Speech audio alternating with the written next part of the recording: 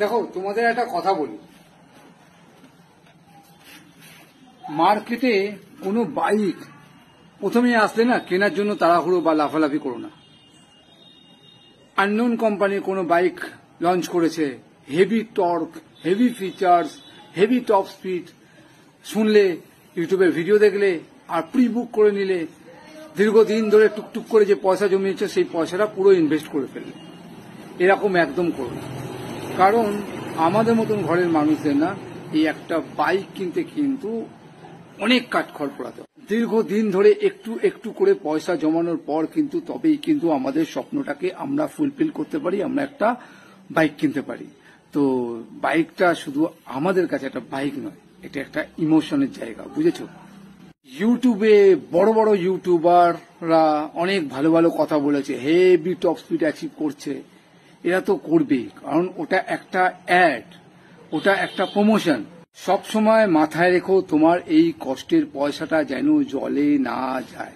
Engine ভালো, সব ভালো, টপ স্পিড ভালো, সমস্ত কিছু মেনে নিলাম, অনেক ফিচার্স আছে মেনে নিলাম, কিন্তু সেটা কত দিন অবধি ভালো থাকবে এটা বড় ব্যাপার।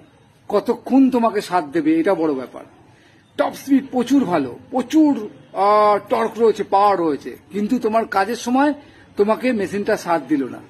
তো পাওয়ারটা কম হলে চলবে, একটু ফিচার্সটা কম হলে চলবে, কিন্তু সেটা যেন আমাকে সাথ দেয়, সেটা যেন আমাকে বিপদে না ফেলে, সেটা যেন আমাকে খরচা না করে। বাইকের সাকসেস কিন্তু ওই জায়গায়, বুঝেছো? কত দিন অবধি সে ভালো থাকে, কত দিন অবধি তার লংজিভিটি, এটা ডিপেন্ড করছে। কিন্তু দেখো, বাইকটাকে আগে মার্কেটে চলতে দাও, আগে 6-7 মাস চলুক।